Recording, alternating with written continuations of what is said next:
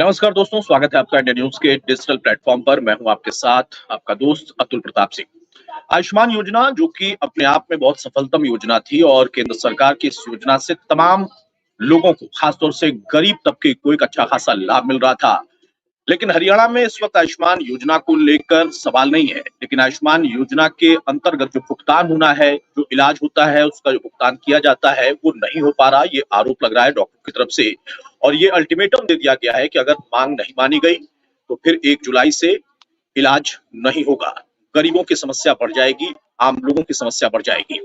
हमारे साथ आईएमए रोहतक के अध्यक्ष डॉक्टर रविंद्र हुड्डा मौजूद है। डॉक्टर साहब, बहुत स्वागत है आपका। और हाँ जी, सबसे थैंक यू। पहला यही सवाल, कहाँ पर जी, गतिरोध है? इतनी सफलतम योजना, इतनी अच्छी योजना, लेकिन क्यों आखिर इसका आप लोग विरोध कर रहे हैं? योजना का विरोध कर रहे हैं या फिर जो भुगतान की समस्या है वो आप लोगों के लिए एक संकट है? सर ऐसा है, योजना के हमने साथ काम किया। लगभग 5-6 साल हो गए हमें काम करते हुए। योजना बहुत अच्छी है।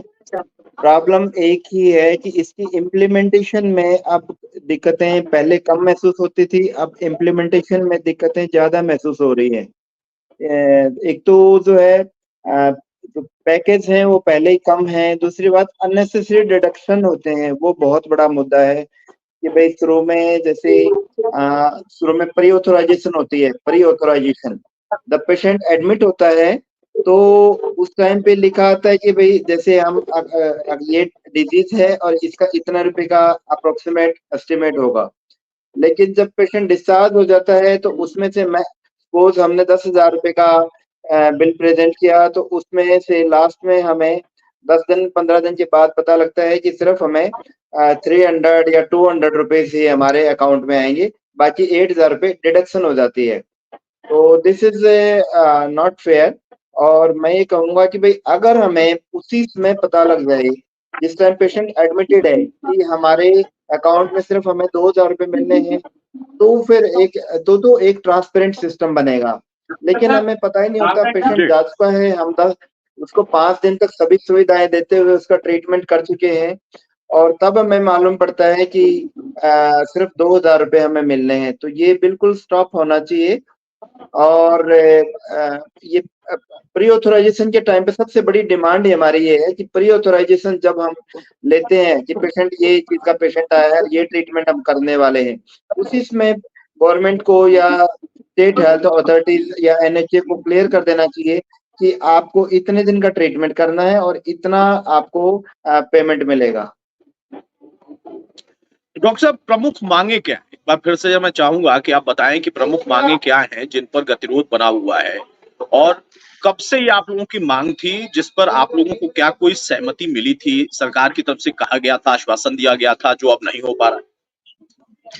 एक्चुअली जो है ना, ये हमने इस बारे में मार्च में भी स्ट्राइक करी थी। मार्च में जो स्ट्राइक करी थी उसमें भी हमारा मुद्दा वही था, अब भी मुद्दा वही है कि एक तो जो है पैकेज थोड़ा सा कमजोर है, पैकेज रेट्स जो है बहुत कम है, और दूसरी बात अननेसेसरी डिडक्शन करी जा रही है, और तीसरी बात कुछ केसेस को फॉल्स या स्पूरियस डिक्लेयर कर दिया जाता है कि भाई ये केस सही नहीं है, ट्रू नहीं है, फ्रॉड केस है। तो वो अननेसेसरी हरासमेंट का मुद्दा बनता है, जबकि डॉक्यूमेंटेशन पूरी होने के बाद ऐसा नहीं होना चाहिए। तो ये 3-4 चीजें हैं जो मुख्य तौर पे हैं, अननेसेसरी डिडक्शन, कम पैकेज और नए पैकेज लागू नहीं किए गए हैं। चौथी एक बात और भी है कि चिरायु कार्ड सरकार ने अभी बनाए हैं। पहले हमने जब 2017-18 में स्टार्ट किया था, हम एम्पैनल हुए थे, उस टाइम पे हमारा जो सोच ये थी कि भाई कुछ पुअर पेशेंट है उनका भला हो जाएगा।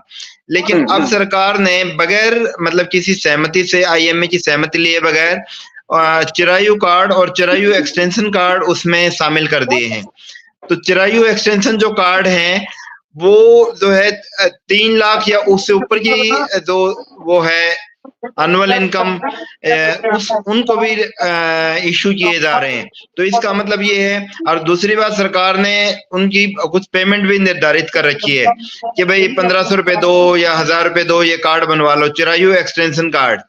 तो नंबर एक, आईएमए को इसमें विश्वास में लेना चाहिए था और दूसरी बात ये है कि अगर वो सरकार उनसे पैसे ले रही है कि भाई कार्ड बनाने के पैसे लिए जा रहे हैं उनसे, पब्लिक से, तो उसमें फिर उसका हमें उसी रेट पे कैसे ट्रीट करेंगे। नंबर 2, सपोज अगर आयुष्मान के तहत मेरे एरिया में मुझे 10,000 पेशेंट या 20,000 पेशेंट अलॉट हुए थे, तो अब वो बढ़ के 1 लाख हो जाएंगे, तो उनको कैटर हम तभी कर पाएंगे ना। नंबर 1, पैकेज प्रॉपर होना चाहिए। नंबर 2, जिन पेशेंट्स का चिरायु एक्सटेंशन कार्ड बना के गवर्नमेंट भी पैसे लेके कार्ड बना रही है और हायर इनकम स्लैब वाले पेशेंट हैं, उन वो फैसिलिटी भी ऑब्वियसली ज्यादा मांगेंगे।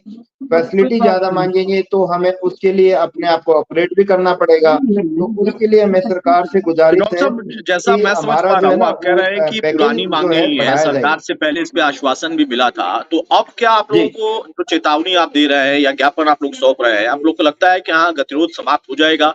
सरकार के स्तर पर कोई वार्ता हुई है? कहाँ पर दिक्कत है? क्योंकि योजना से तो आप लोग असहमत नहीं है, योजना अच्छी है, आप लोग जुड़े भी थे, लेकिन कुछ चीजें उसमें ऐड ऑन की गई, डिडक्शन की बात आप कर रहे हैं, तो क्या ये अधिकारियों के स्तर पर गड़बड़ी है? कहाँ तक बात पहुंची आप लोग? ये एक्चुअली मार्च में हुआ था। मार्च में स्टेट गवर्नमेंट के साथ और नेशनल स्टेट हेल्थ अथॉरिटीज के साथ जो आयुष्मान भारत की अथॉरिटीज हैं उनके साथ बात हुई थी। तो उस टाइम हमें पूरी सहमति दी गई थी कि भाई ये सारे आपके जो भी मुद्दे हैं सारे सुलझा लिए जाएंगे। लेकिन और कुछ समय के लिए हमें लग रहा था, हम बिल्कुल पॉजिटिव थे इस बारे में, पॉजिटिव फ्रेम ऑफ माइंड से गए थे उनके पास कि भाई जो है ना मुद्दे सुलझ जाएंगे। लेकिन हमने 2 महीने 3 महीने हो गए ऑब्जर्व करते हुए, तो बिल्कुल वहीं की वहीं समस्या है। उसके बाद ही आईएमए हरियाणा और ने ये राय दी है कि भाई हम 1 जुलाई से आयुष्मान कार्ड्स को एंटरटेन नहीं करेंगे। लेकिन सवाल ये भी है डॉक्टर साहब कि जब आप लोग अपनी मांगों को लेकर ज्ञापन सौंप रहे हैं, सरकार से ही आपको उम्मीद है, उस बीच में अगर कुछ ऐसे लोग जो कि कहा जा रहा है कि आईएमएस से रिलेटेड हैं भी नहीं, वो भी अपना ज्ञापन लेकर पहुंच जा रहे हैं, तो ये थोड़ा सा यहाँ पर कंफ्यूजन क्रिएट होता है कि असल में ये आईएमए की मांग है या फिर आईएमए की मांग से जुड़कर बाकी कई और जो प्राइवेट डॉक्टर्स होते हैं, जिनको झोला छापी डॉक्टर कहा जाता है, वो लोग भी मौके को भुना रहे हैं। नहीं, ये सिर्फ आईएमए के डॉक्टर्स को ही होता है ना। ये जो है ना आईएमए के डॉक्टर्स ही हैं जो आयुष्मान में मेनली काम कर रहे हैं, तो उन्हीं की है ये। उससे बाहर के डॉक्टर को तो नहीं, वो एम्पैनल्ड है। उससे अच्छा, बाहर के अब एक डॉक्टर तो हो गया, एम्पैनल नहीं एक है, तो हो गया सिर्फ डॉक्टर साहब आप आईएमए के लोगों की डॉक्टर ही मांग, आईएमए की एम्पैनल्ड है ना मांग। इसमें।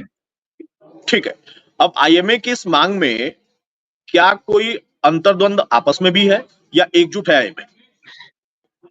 नहीं, आईएमए पूरी तरह एकजुट है, कोई भी अंतर्द्वंद नहीं है। और आपको सच बात बताऊं, सारे जो है भुक्तभोगी हैं। भुक्तभोगी का मतलब सभी को कष्ट हो रहा है। किसी के, मेरे को 2 लाख रुपए महीने का नुकसान हो रहा है, दूसरे अस्पताल को 5 लाख का नुकसान हो रहा है, किसी को 2 करोड़ का नुकसान हो रहा है, किसी को 1 करोड़ का नुकसान हो रहा है।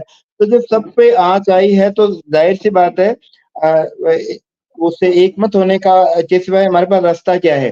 सब लोग कष्ट में हैं, परेशान हैं, तो इसलिए हम सब बिल्कुल एक मत हैं और कोई भी इसमें पूरी तरह आईएमए यूनाइटेड है और बिल्कुल फर्म है अपने स्टैंड पे। एक आखिरी सवाल डॉक्टर साहब, अब इस पूरे प्रकरण में कुछ इस तरीके की बयान भी सामने आए कि अगर सरकार ने बात नहीं मानी तो फिर आने वाला समय विधानसभा चुनाव का है, हम वहां पर दिखा देंगे।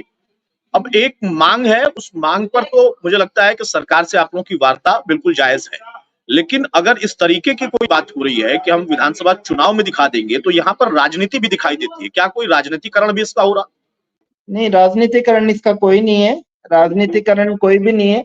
पर ये तो है ही, डॉक्टर जो है जागरूक मतदाता हैं, तो निश्चित तौर पे सरकार पे इसका प्रभाव पड़ सकता है विधानसभा चुनाव। लेकिन वो हमारा प्री मेडिटेटेड थॉट नहीं है कि हमने पहले निर्धारण कर रखा है। हमारे मेन, हम अपनी मांगों पे कायम हैं, उसका सरकार पे क्या प्रभाव पड़ेगा ये एक सेकेंडरी टॉपिक है। मेन चीज हम चाहते हैं सरकार,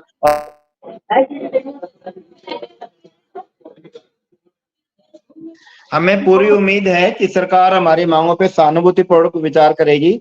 और हमारे हेल्थ मिनिस्टर हैं और जो आयुष्मान अथॉरिटीज हैं पहले भी उन्होंने पक्के आश्वासन हमें दिए हैं, तो हमें ये मालूम नहीं कि पेंच कहाँ अटका हुआ है, लेकिन हम पूरी तरह आशान्वित हैं कि सरकार हमारी मांगों पे पूरा ध्यान देगी और इनको इसको जो है ना हम आयुष्मान को पहले की तरह ट्रीट कर पाएंगे। इसमें राजनीतिकरण कहीं चलिए भी डॉक्टर नहीं है, साहब, मैं राजनीतिकरण का उम्मीद कोई जगह करूंगा नहीं। कि जैसे आप भी आशान्वित हैं, आप भी उम्मीद कर रहे हैं कि सरकार आप लोगों की जायज जो मांगे हैं उस पर विचार करेगी और उसका हल, उसका समाधान जल्द से जल्द निकालेगी। लेकिन अगर आप लोगों के बीच से कोई ऐसा राजनीतिक मुद्दा उठता है तो उस पर आप लोगों को भी ध्यान रखना होगा, क्योंकि आप लोग जिम्मेदार पदों पर बैठे हैं, बड़ी जिम्मेदारी के साथ अपना काम करते भी हैं। एक अच्छी योजना से आप लोग जुड़े भी थे, सरकार की उस योजना को आप लोगों ने आगे बढ़ाया, लेकिन अब अगर कुछ वहां पे अड़चन आ रही है, कोई समस्या आ रही है, तो सरकार को भी दखल देना चाहिए, जो आप लोगों की भी मांग है। और उम्मीद करता हूं कि जल्द इसका कोई समाधान निकल जाएगा। बहुत शुक्रिया डॉक्टर साहब हमारे साथ जुड़ने के लिए। आयुष्मान थैंक योजना यू वेरी मच। में कोई कमी नहीं, लेकिन उसमें कुछ चीजें जो ऐड की गई उसको लेकर आईएमए की तरफ से विरोध जताया जा रहा है। मांगे पुरानी है, डॉक्टर साहब का कहना है, लेकिन उस मांगों पर जो आश्वासन मिला था वो अभी पूरा नहीं हो पाया है। इसलिए एक बार फिर से आईएमए की तरफ से मोर्चेबंदी की जा रही है, ताकि सरकार उनकी बात जरूर सुने और उसका समाधान जल्द निकाले। नमस्कार। नमस्कार।